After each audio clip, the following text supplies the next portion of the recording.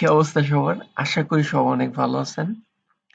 তো আজকের ভিডিওটা মূলত হবে HTML ট্যাবল নিয়ে। ট্যাবল মানে টেবিল নিয়ে আরকি। তো HTML ট্যাবলটা সবথেকে গুরুত্বপূর্ণ। ঠিক আছে? তো আজকের পুরো ভিডিওটা থাকবে টেবিল নিয়ে মানে ট্যাবল নিয়ে আরকি। ওকে। তো আমরা HTML টা শুরু করি।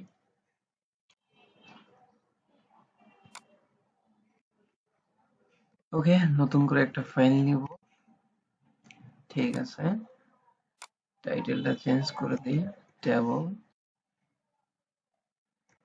একবারে রিয়েলি ট্যাবল। ওকে। তো HTML এর ট্যাবলটা লিখার জন্য প্রথমে আমাদেরকে লিখতে হয় ট্যাবল, ঠিক আছে? Less than table greater than. তো ট্যাবল শুরু করার পর আমাদেরকে তিনটা বিষয় খেয়াল করতে হয়। একটা হচ্ছে টিয়ার দিয়ে শুরু করতে হয়, আর এরপরে আমাদের লিখতে হয় ট্যাবল হেড, ট্যাবল বডি এবং ট্যাবল ফুটার আর কি, মানে টি ফুট আর কি। ওকে, সো প্রথমে টিয়ার দিব। এবার একটা টেবিলের যে আপনি হেডিং লিখবেন সেটা লেখার জন্য আপনাকে লিখতে হবে টিএইচ। এটার ধরেন আমি লিখলাম নেম, এর পরেরটাতে আমরা লিখলাম রোল নাম্বার,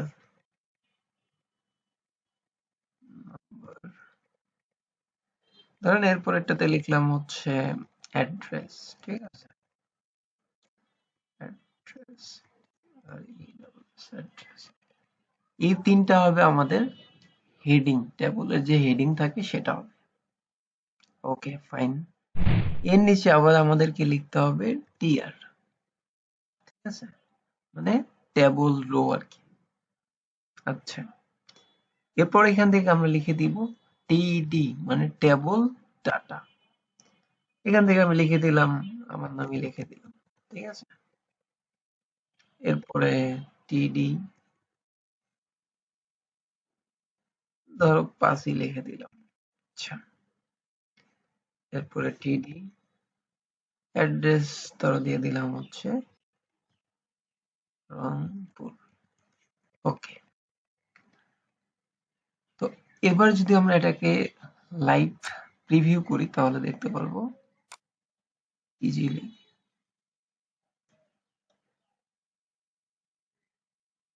ওকে, তো একটু বড় করি। এটা হচ্ছে আমাদের ট্যাবল হেডিং, ঠিক আছে? Name, role, address. আর এটা হচ্ছে আমাদের টিডি মানে টেবল ডাটা, ঠিক আছে? তো এভাবে আপনি টেবল ডাটা অনেক দিতে পারবেন, শুধু একটা না, আপনি অসংখ্য দিতে পারবেন। তো এর জন্য আপনাকে টিআর দিয়ে শুরু করতে হবে এবং টিআর দিয়েই শেষ করতে হবে আবার, ঠিক আছে? এই যে দেখেন, আপনি যতগুলো ডাটা রাখতে পারেন সমস্যা নেই, এটা টেবল হেডিং। তো এটাকে সুন্দর করার জন্য এখান থেকে আমরা টেবল বর্ডার দিব, ঠিক আছে? বর্ডার 1। এই যে আমাদের table heading, table body, table আপনি ফুটার দিতে পারেন। ওকে। তো এই জিনিসটাকে আরো সুন্দরভাবে লেখার জন্য আমরা এভাবে লিখতে পারি যে, আচ্ছা, প্রথম থেকে দেখাই আবার। ওকে, কাটলাম। টি হেড, ঠিক আছে? এখানে আমরা টিআর দিয়ে শুরু করব, আবার টিএইচ, ঠিক আছে? নেম, টিএইচ, রোল নাম্বার, টিএইচ, অ্যাড্রেস। Okay, EWS address.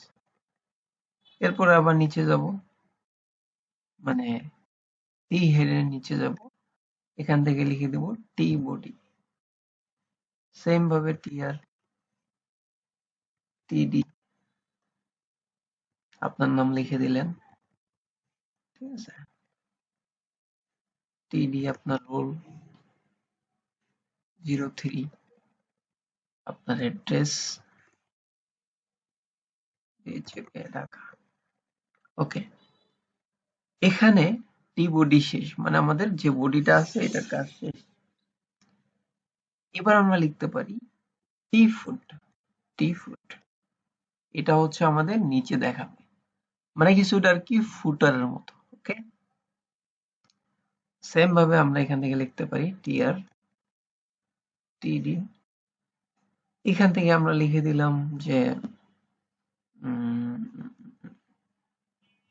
টি বা টেবল ফুটার, ঠিক আছে।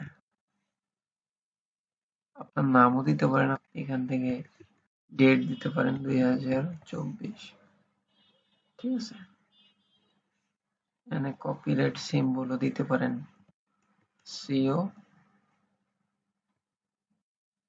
কপি, ঠিক আছে। কিছুটা এরকম দেখাবে। তো এবার আপনি চাচ্ছেন যে এই লেখাটাকে মানে 2024টাকে আপনি পুরো ঘরে দিবেন, ঠিক আছে। আরেকটা জিনিস সেটা আপনাদেরকে বলে রাখতে চাই, এখানে একটা কলাম, দুইটা কলাম, তিনটা কলাম, এগুলো হচ্ছে আমাদের কলাম, ঠিক আছে। আর এগুলো হচ্ছে আমাদের রো। এখানে আমাদের তিনটা কলাম আছে, তিনটা রো আছে, ঠিক আছে। তো আমি চাচ্ছি যে এই যে 2024 আছে এটাকে আমি পুরো ঘরে দেখাবো।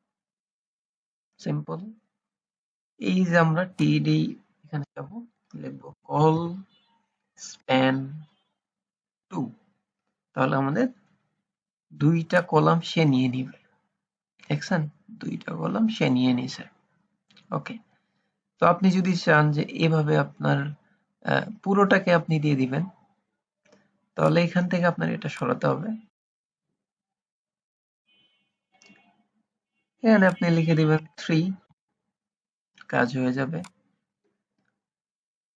এটাকে সেন্টারে নেওয়ার জন্য আপনি সেন্টার ট্যাগটা ইউজ করতে পারেন, HTML এর সেন্টার ট্যাগও আছে, ঠিক আছে।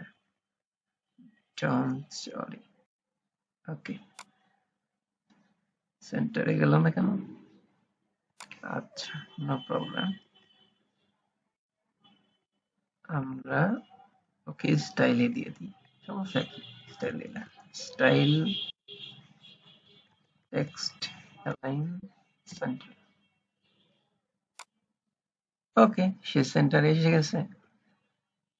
ওকে, তো এভাবে আপনি কিন্তু টেবলের টিএইচ, টিডি এবং টি ফুড যাই বলেন না কেন, এই তিনটা নিয়মে আপনি এটাকে সুন্দরভাবে গুছিয়ে লিখতে পারেন, ঠিক আছে। এবার আপনি যদি চান যে না আপনি এটাকে স্টাইল করবেন, হেড যেখানে শেষ হয়েছে এখানে আপনি লিখে দিলেন স্টাইল টিআর থার্ড ব্র্যাকেট নাকি সেকেন্ড ব্র্যাকেট, যাই হোক, এখানে আমি কালার দিয়ে দিলাম ব্যাকগ্রাউন্ড কালার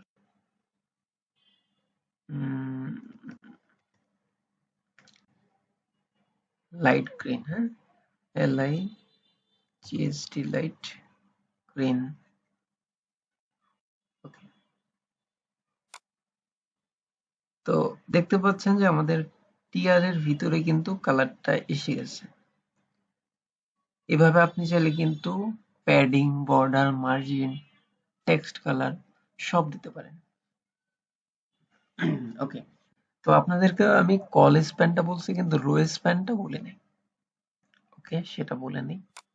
এটা হচ্ছে যে আমি এই দুইটা রো নিব, দুইটা শাকিল লেখা আছে না, এই দুটো আমি রো নিব। তো প্রথমেরটাকে আমরা এখানে লিখে দিব রো স্প্যান 2 এবং এটাকে আমাদেরকে সরাতে হবে।